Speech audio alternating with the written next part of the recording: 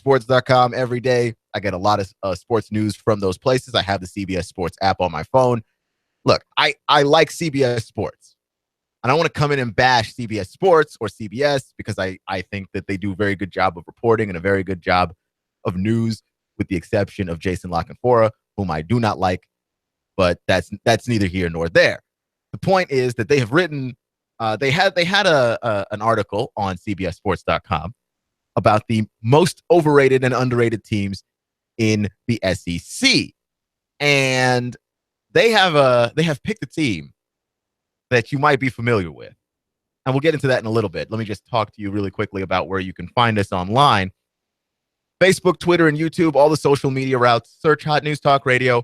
I recommend it. You'll get the latest in local news and opinions. Whatever the big topic is of the day, we here at Hot News Talk Radio have you covered. Also, I highly recommend that you check us out online. Our website is hotnewstalkradio.com. You can also get there at noogaradio.com as well. We stream all of our programming 24/7, 365, including this show, Clutch with Keon Rose, which we get together every day at 6 o'clock and talk about sports. Now, before I jump into this, because I am a person with a lot of contrarian opinions. Okay, I have a ton of them. I think that being a contrarian, we need contrarians in this world. The people who decide that, you know what, everything else that everybody else is doing, that's kind of boring. I want to do my own thing. Okay, I respect it. But if you pick anybody to win the East other than Tennessee, you are a contrarian, and you are being a contrarian for no good reason. Okay, there's no positives to be gained here. You are being a contrarian, and you are being one for absolutely zero good reason. Okay, here's the thing. They had an article over at CBS Sports, and John Solomon was the writer. John Solomon, one of the staff writers at CBS, that basically had to choose who was the most overrated team in the SEC, the entire conference. Who's the most overrated team? And would you believe it? He chose Tennessee. Now, I'm not a Tennessee fan. I didn't grow up rooting for Tennessee. Peyton Manning was always my favorite player. So, I mean, there's always a soft spot there for Tennessee. Like I see him on TV, I always root for him. But I didn't grow up a Tennessee fan. So I didn't grow up with all the history. And I certainly didn't grow up through all the disappointment that came after the national title with T. Martin. And then everything in Tennessee at some point started to go downhill. Like when you started to get to the end of the Philip Fulmer years, then you had to live through Derek Dooley and Lane Kiffin and everybody else. Like, I understand that level of disappointment now because I'm a Texas fan, and I'm hoping that Charlie Strong pulls it all together. But like the end of the Mac Brown years was just nothing but sadness. I understand the pain involved in your team going downhill and your team not living up to the expectations that they used to have to live up to. Like, Tennessee has a history of greatness. So I understand all of those things. And when it comes to Tennessee, I am not a Tennessee fan. But I'm going to defend Tennessee on this one to my dying breath. This is the hill that I choose to die on, because if you look at Tennessee talent-wise and you look at them with the perspective of their schedule this season, picking Tennessee is the only thing that makes sense when it comes to, we're going to pick a team to win the East. And if you can win the East, you've got a chance to win the entire league. And if you've got a chance to win the entire league, you can go to the playoff. So I don't understand where we're getting this idea somehow that Tennessee's overrated, except that Tennessee has recruited so well and has shown so much promise that the pendulum has swung the other way. It's gone from poor Tennessee to, oh, hey, no, Tennessee looks like they're good again. It's time to kick them. We don't like them anymore.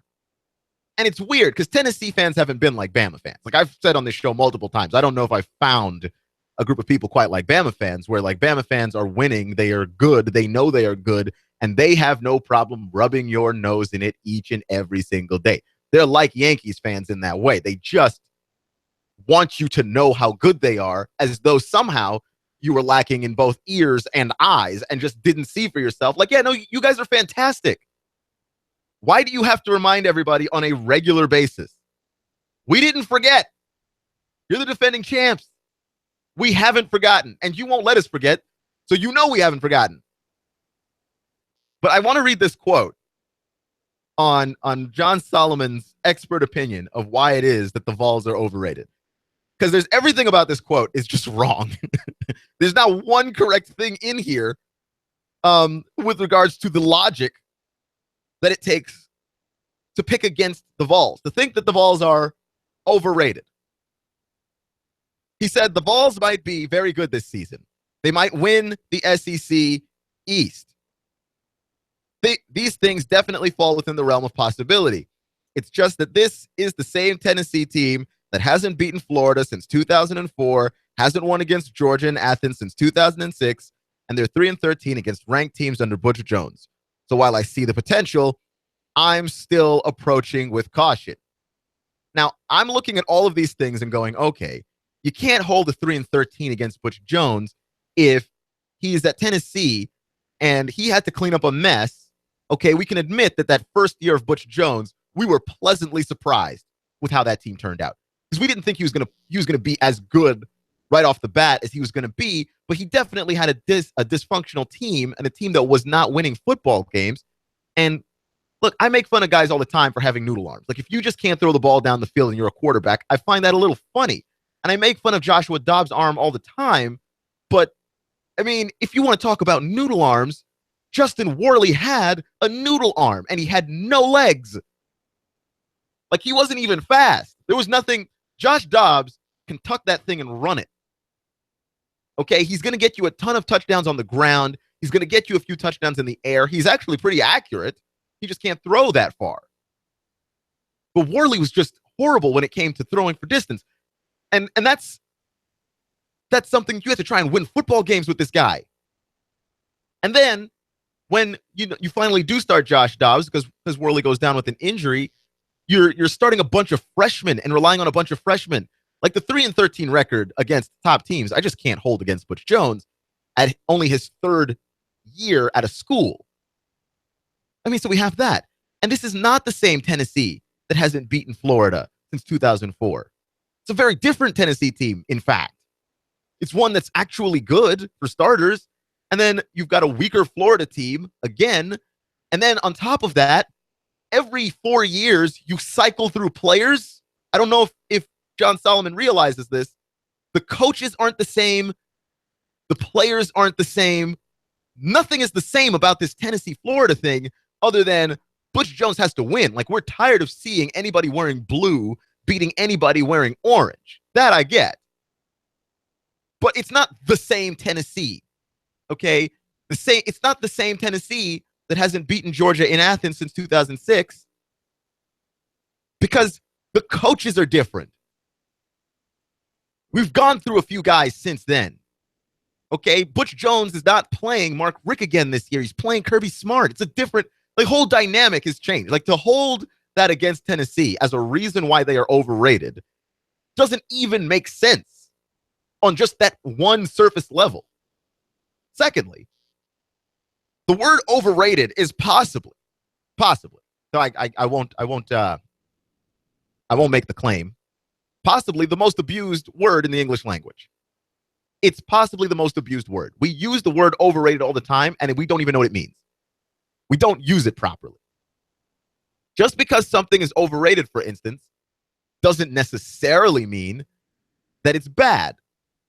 In John Solomon's description of Tennessee, he described Tennessee like they're some kind of bad team, like they're just a bunch of pretenders. They're not a bunch of pretenders. They might not be as good as we are all saying that they are, but that's not what he's saying. I mean, by bringing up every single thing that they've never done, including this team with this coach somehow being responsible for them not beating Florida since 2004. Like, it's just like, what? That doesn't make any sense. What are you driving at, man? There's plenty of things that are overrated. You know, and first off, to start the thing by admitting that Tennessee winning the East is within the realm of possibility That's what we're saying they're going to do. They're not overrated. They're very accurately rated.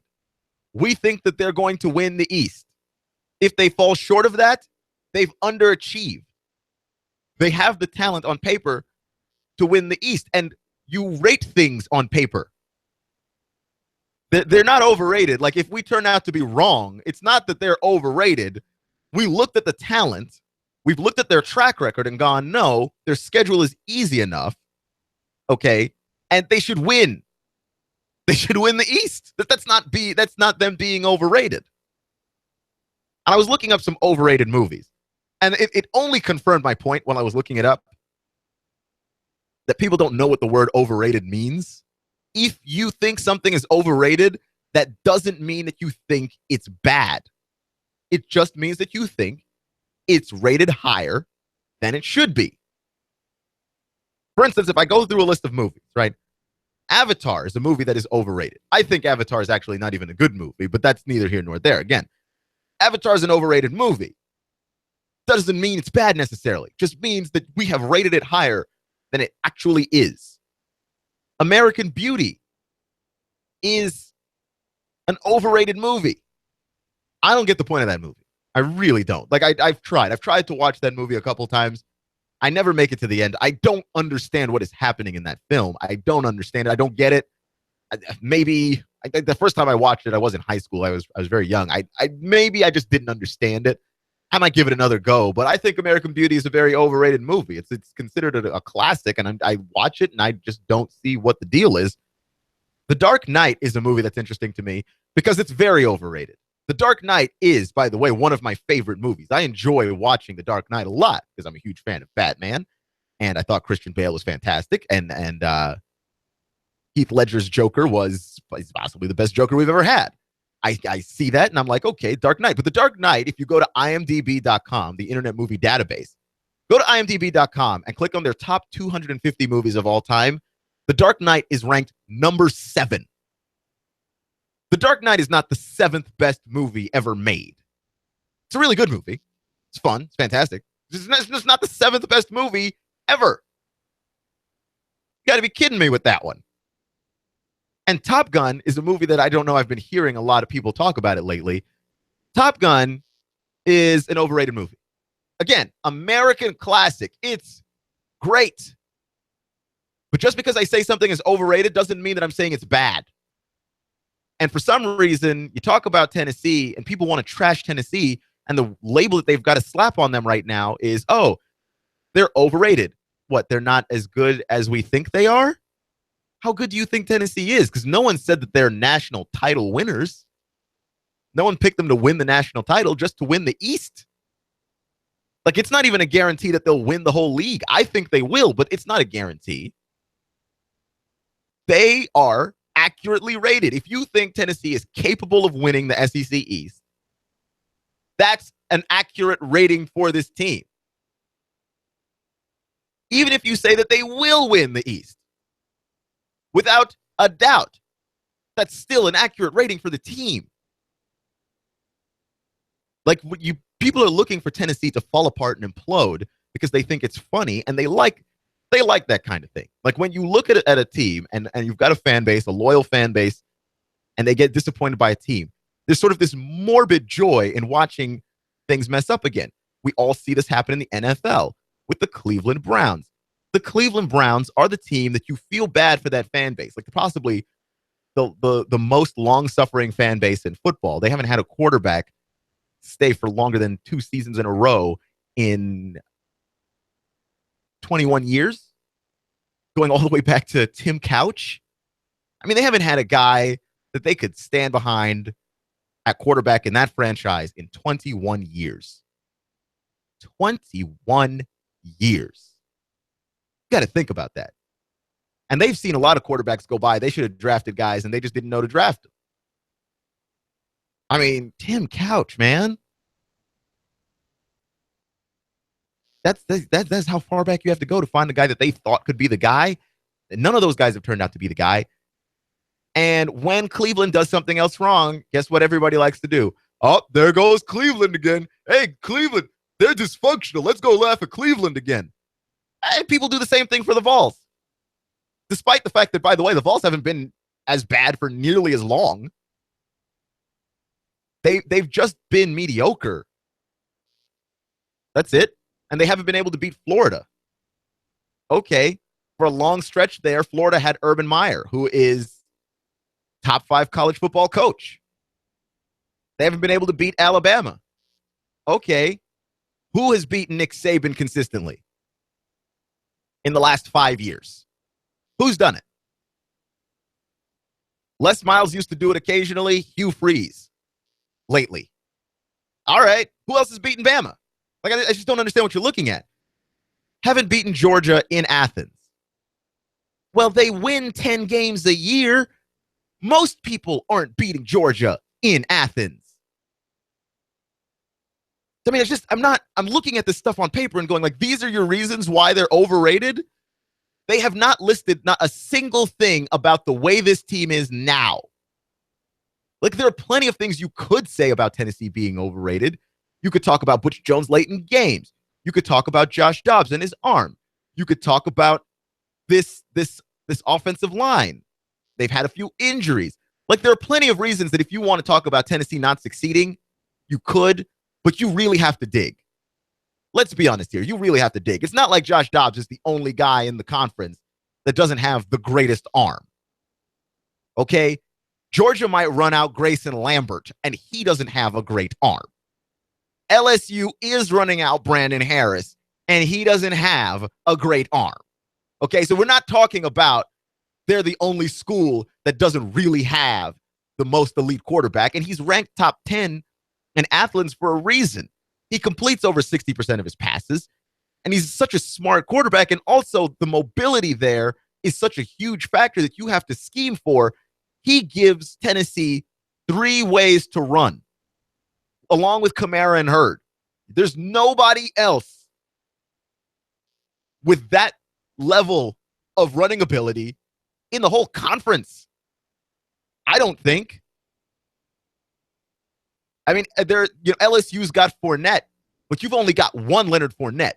You turn around and hand the ball to Leonard Fournette, and we all know it's going to Leonard Fournette. Now it's just whether or not we can tackle him once we know it's going to Leonard Fournette. Joshua Dobbs turns around and hand the ball to Jalen Hurd, and you don't know what's going to happen next. What if he keeps it and rolls out? What if there's nobody open and he takes off? What if he just hands it to Jalen Hurd? What if they read option? Like, there's so many different ways that Joshua Dobbs can beat you with just his legs. You can still rag on his arm and still not take away anything from him. I mean, it just boggles my mind that somehow you just have to warp facts to make Tennessee an overrated team.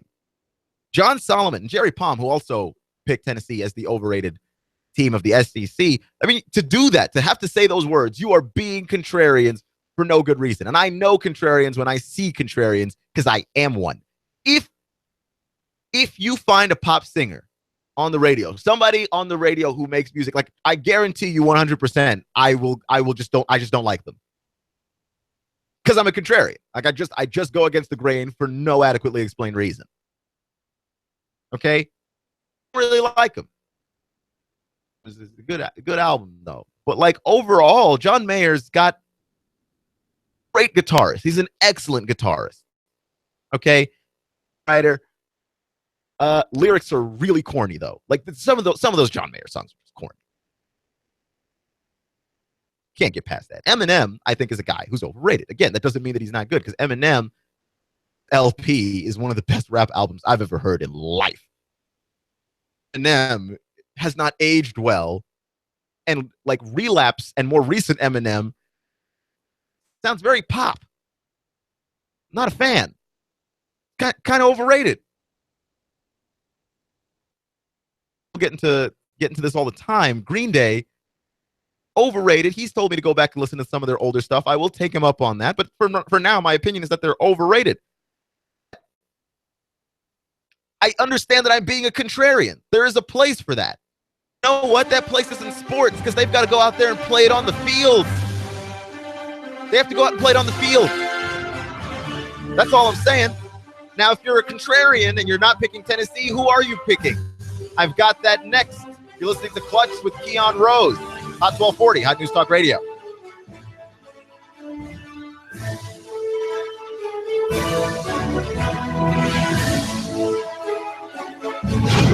Wars come and go, but my soldiers stay eternal.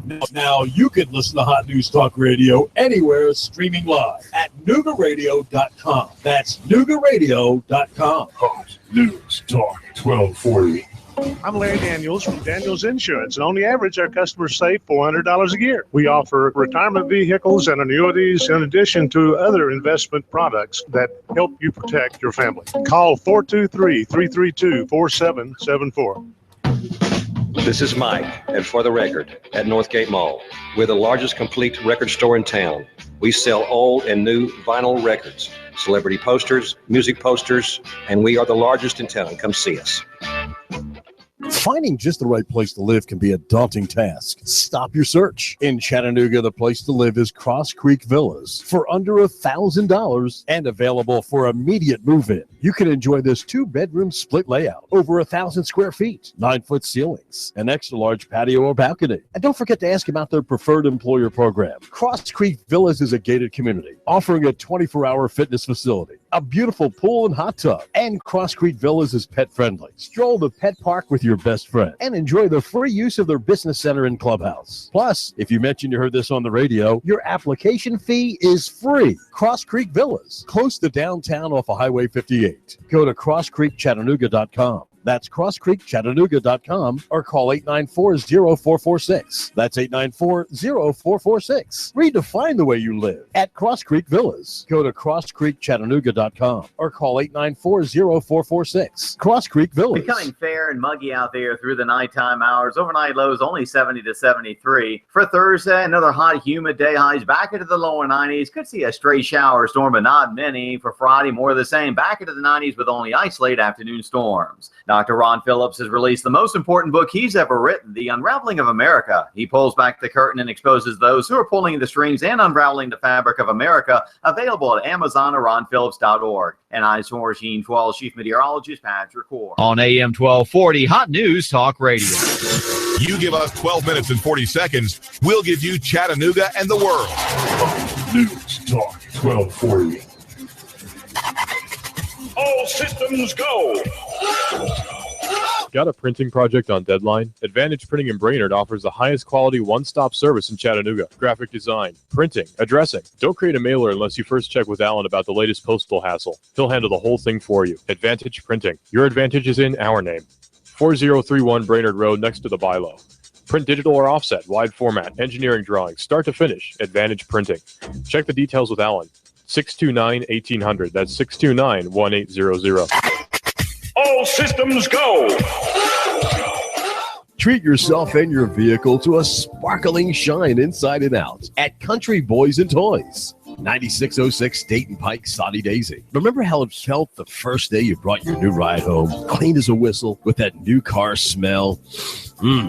Boy, you can enjoy it again and again, over and over now, with auto detailing from Country Boys and Toys in Soddy Daisy. Call 309-0426. That's 309-0426. Here comes Dale Earnhardt Jr. He's got third. He's going for second. Earnhardt going for the lead. The NASCAR Sprint Cup Series is on the Motor Racing Network. Hot News Talk 1240. Hear it live on the Motor Racing Network, the voice of NASCAR. Check it out live on Chattanooga's official NASCAR radio station. Hot News Talk 1240.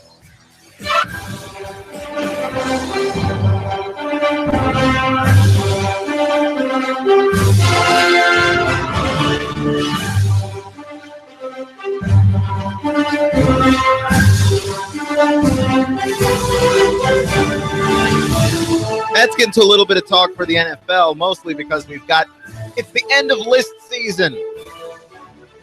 We want the real football back. Okay, I mean we've got our high school football back. Now it's time to bring back college, man. And then after that, bring back the NFL. I'm ready.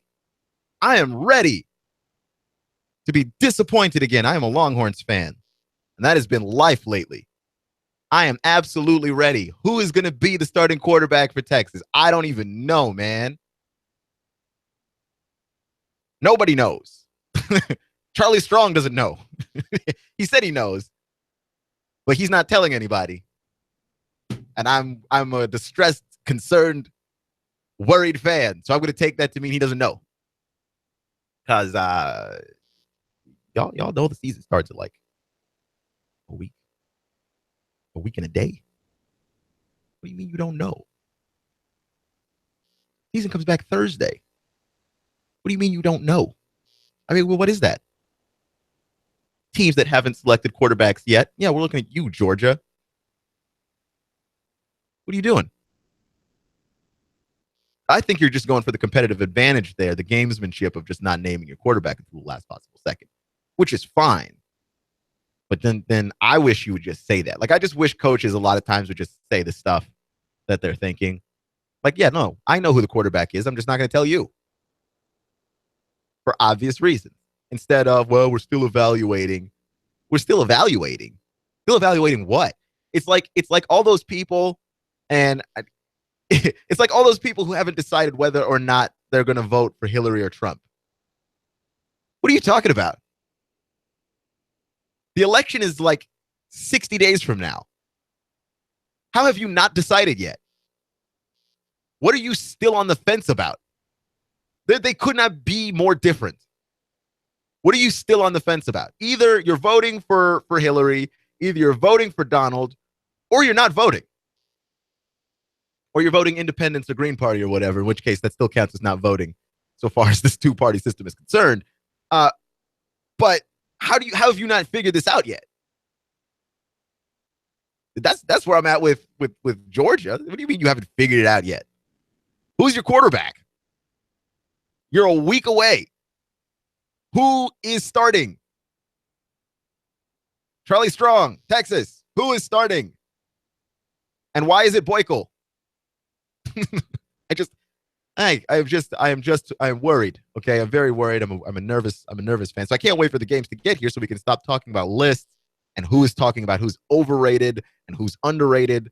Because if I got to read any more opinions like that, I'm going to puke all over my computer screen. Like, it just, I see stuff like that, and you're just like, yeah, no, Tennessee's overrated. How? Seriously, how? Somebody tell me. Because none of the reasons you're giving as to why they are overrated have anything to do with the team right now. It's literally just, oh yeah, no, I'll believe Tennessee is for real when I see it. Dude, we rate things on paper. We don't rate stuff with reality. You can't, if you wait till you see it, it's over. Like, when it comes to making investments in Wall Street, or just investing in a company or investing in something, if you wait till you see the results, it's too late. Okay? Who are the people that are rich right now? The people who invested in Facebook when Facebook first got started, or the people trying to invest in Facebook now? Yeah, you can still make money investing in Facebook now, but you had to invest in Facebook before you saw it to make the money. There's a company that makes glasses. It's called Warby Parker. You buy glasses directly from them online, save yourself a bunch of money. Okay, like, a lot of people saw Warby Parker initially, and the two guys that began the company, they seemed a little disorganized. They seemed a little disheveled. Didn't have a very, very clear plan as to how the company was going to look and how it was going to work. And people looked at Warby Parker and said, "No, we're not going to invest in that." But a few people invested in Warby Parker at the beginning, before they saw it all work out and made the money. You're a sports writer. I can't wait for you to see it all work out before you tell me whether or not this team is overrated and underrated. Like, I'm going to choose them to not be overrated if I see them succeed first. Why? You get paid to look at the information and analyze it. And what you're saying is, I'm looking at the information, I refuse to analyze it because I've got all of this past information to judge stuff on. Okay, but the team currently looks different than it looked in the past because Butch Jones is the head coach. Okay, not Derek Dooley. It boggles my mind, and it's upsetting. And if you're a person who is a contrarian and you're not picking Tennessee to win the East, then obviously you are picking Georgia. no, you are not picking Florida because Florida's like a year away. Florida next season is going to wreck shop. They're going to be so good. They're going to be amazing. They're not going to be amazing this season. They're going to be very good this season, possibly. But I don't think they're going to be amazing. Florida next season, that's going to be some scary stuff. Florida this season, I wouldn't pick Florida this season to win it. You know, I unless Luke Del Rio is better than advertised, I wouldn't pick Florida to win it. But Georgia, you could see winning it because Georgia's got the personnel, right? Like the running back thing, they've got an identity already with how they play. I read an article on, I believe, Saturday Down South about reasons why Georgia could win, which, again, if you pick Georgia to win the East, you're being a contrarian too. But regardless,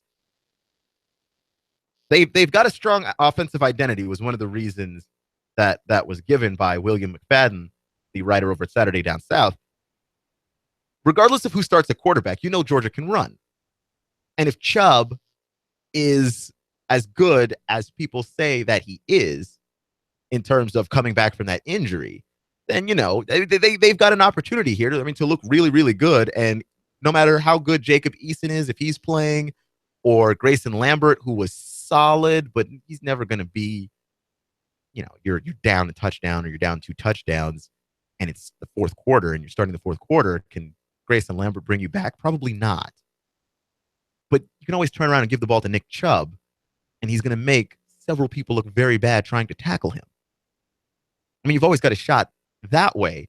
Sony Michel had a setback in his rehab. You just kind of have to let that leg heal. I believe he broke his leg on an ATV. So that's unfortunate. But when it comes to that kind of injury, you just got to let that happen. So you'd like to have him back sooner rather than later, obviously. But Nick Chubb might be good to go. I wonder with Georgia if the depth at running back is just not there because of all of these injuries. If that's a huge part of your offensive identity, and you can't rely on any of these guys to be quarterback, whether it's Ramsey, whether it's Lambert, or whether it's Eason, if you can't rely on any of these guys to really be the quarterback, like I don't see how it is that you can even dream of winning the SEC East, even if you're, even if like every other part of the ball that you look at, you're just like, okay, we're good at receiver, we're good at O-line, we're good on the defensive side of the ball, we've got a defensive-minded coach.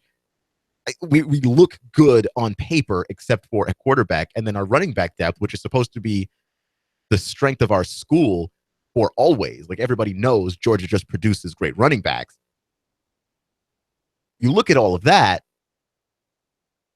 and if you don't have even that running back depth because of the injuries, then like what do you have really?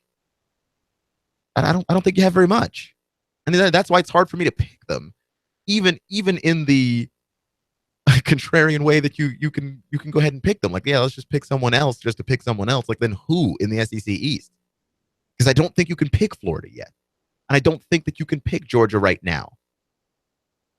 If we see what Jacob Eason has, and he is every bit as good as advertised, and he gets a chance to play this season, who knows?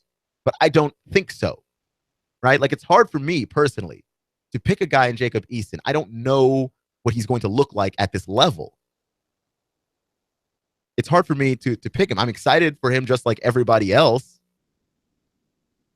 Because I think, anytime I could see great college quarterback play, that's hard. That's hard to come by, where the college quarterback is very exciting to watch. And it also turns out to be very level-headed and cool the way that Eason seems to be.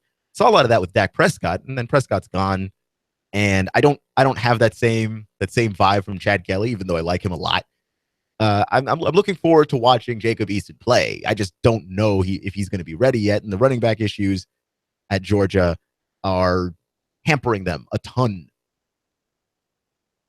And I think that's going to be the reason why Tennessee comes away with the East, even if Tennessee loses like 2 games in that 4-game stretch, which to me is where they would lose the 2 games.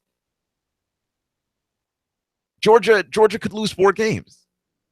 Georgia could lose 4 games, and it would be fine. Like, it's not the end of the world if Georgia loses 4 games. This is kind of the growing pains of when you switch coaches what else did you expect? You know, I heard a couple of Atlanta hosts talking about Georgia. Does Georgia, like, how on fire is Athens if Georgia loses 4 games? Like, is everybody all up in arms about Kirby Smart? Because I don't think so. You cannot change coaches, let a new guy come in, try and establish his culture, trying to establish his team, and then the moment that things don't go perfectly in season 1, try and run him out of town. And people were worried about that same thing with Butch Jones, and Tennessee didn't even have the same history of we're winning 10 games a year that Georgia's got.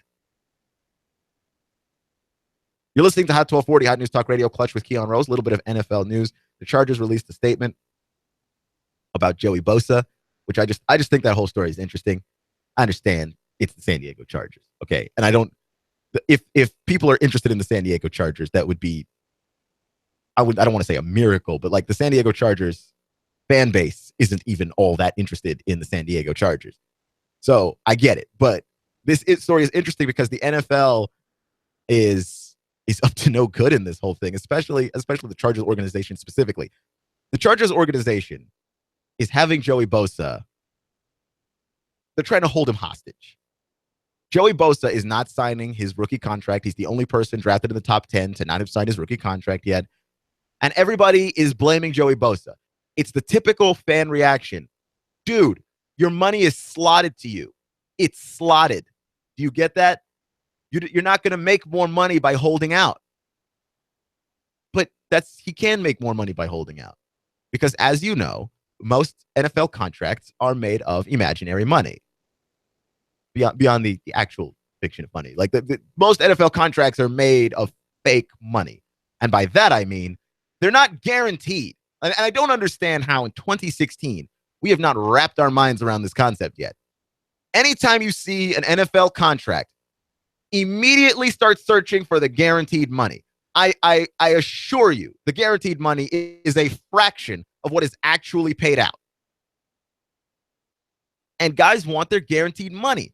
And for me, I am a fan of the players. As a person who has been in life as an employee, which most of you are, okay? If you're a boss, good for you. The rest of us are employees. I'm rooting for people to make money as an employee.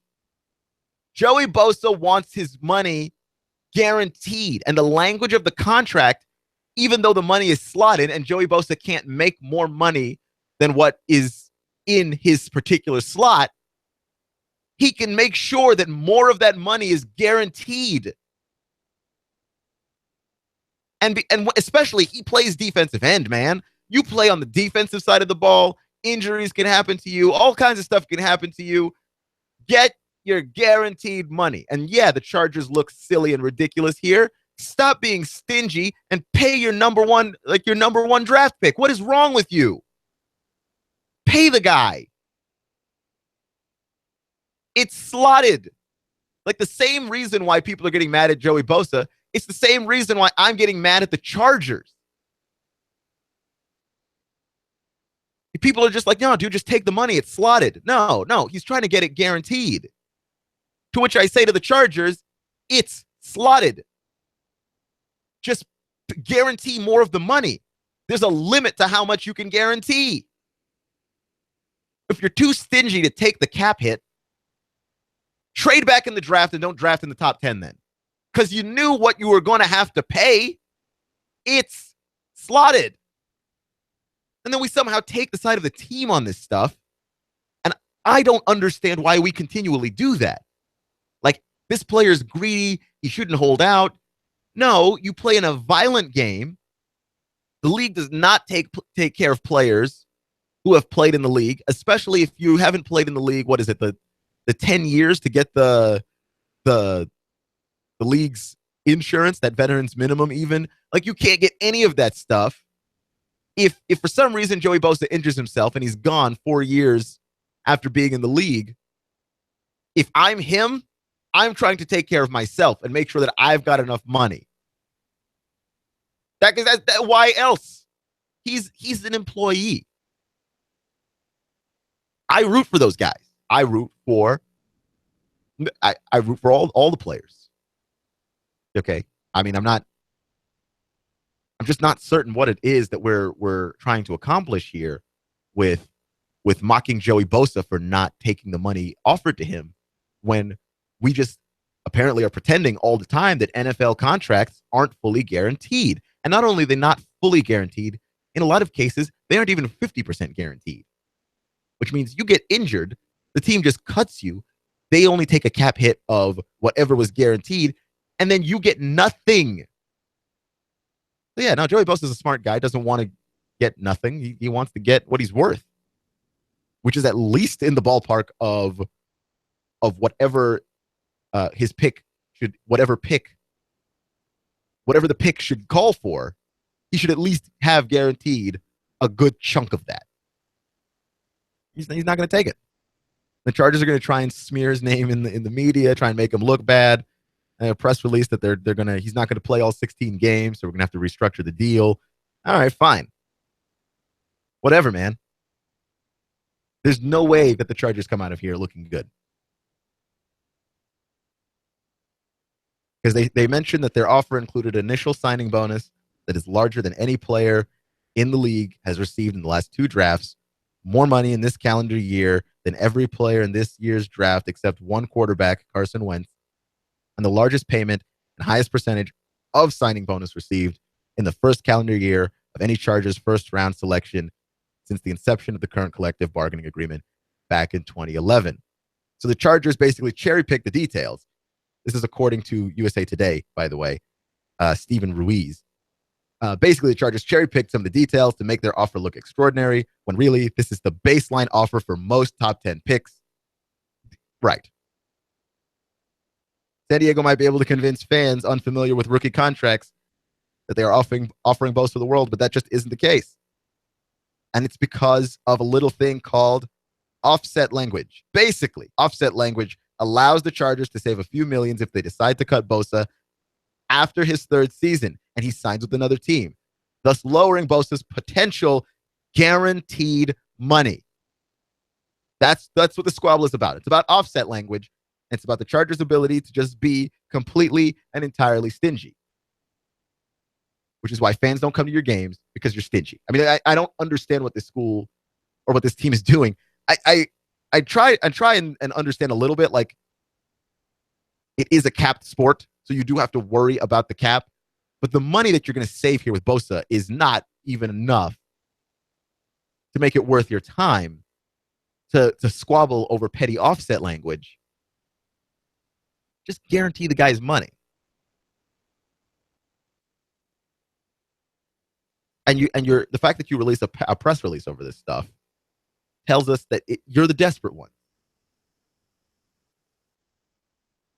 You're the desperate one. You're listening to Hot 1240, Hot News Talk Radio, Clutch with Keon Rose. I'm going to try and see if we can get some people in the Hot News Talk Radio Fantasy Football League. We're going to do it. And I don't know if we're going to have a prize or something at the end of this stuff. I plan on winning the league. I mean, I probably won't, because you understand, I am the fantasy football bridesmaid. I am second in every league I have ever been in since like 2012. I have been second place. I get to the championship game and I lose. Or it's a league that's ranked throughout the entire year and I'm second. I'm second. I'm always second. And I have no idea what to do to change that. Like, what do? Do I just pick players that are just more durable? Is it that guys are getting injured late in the year? I don't know if there's something wrong with my fantasy football strategy. But I am a fantasy football bridesmaid. But here's what I'm going to do. I'm going to start a Hot News Talk Radio league. We're going to try and play and get some things in here. And we'll come up with some kind of prize to give y'all if somebody wins. A cool prize, obviously. I'm not going to give you anything lame. You know, like I don't even know what a lame prize would be. I don't have that in my memory base. I'm not a lame person. But we're going to figure this out. One of the things that's interesting about the NFL acts like the NFL doesn't change, right? Like, the NFL is an interesting body, an interesting organization, because they haven't learned from their entire Ray Rice situation. You know, the video of Ray Rice punching his then fiance in an elevator that TMZ uploaded to the entire internet. And the NFL tried to change their approach to domestic violence. They've come down harder on it. They've made video campaigns about it.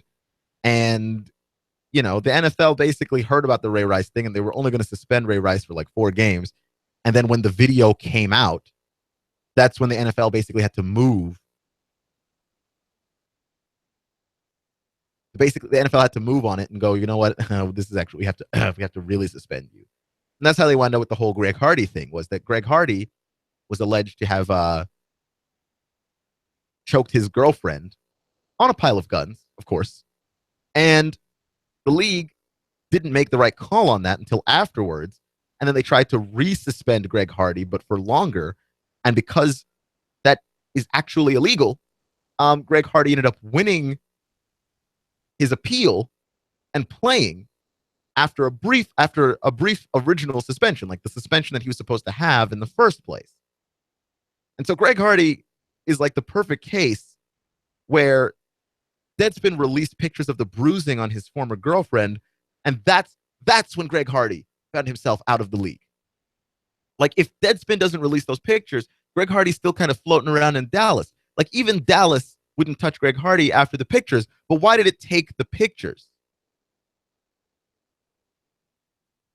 Right? Like, and I think that this speaks to the way that we view women in these kinds of relationships, that somehow that the woman has done something to earn the thing that she's gotten. She's to earn the beating that she's taking from a person who is, quite frankly, behaving like a monster. You know, like, and I think the example given in a USA Today article was that people question Amber Heard and her filing for divorce from Johnny Depp until you saw the video of Johnny Depp hurling the wine glass at her. That's when you realize, like, no, this dude's out of control. Yeah, no, she's got to get out of there. But we just take the side of the man for whatever reason in these cases a lot of times. And the NFL is behaving in this way, but the NFL shouldn't. They should see the thing for what it is and move on that and go, okay, if someone is claiming that they're being abused, they shouldn't have to have photographic evidence of that fact. Greg Hardy should have been out of the league. You're listening to Hot 1240, Hot News Talk Radio. Clutch with Keon Rose, that's me.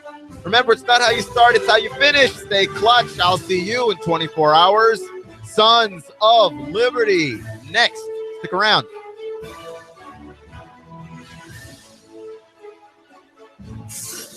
You give us 12 minutes and 40 seconds, we'll give you Chattanooga and the world.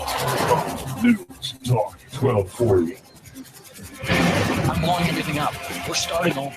I'm doing a new show. I want guys who push it to the middle of the table and go over the top. Take a risk, fail miserably. I'm right, and I'm not wrong, and I'll never back down. Conflict works. Allow it. It's the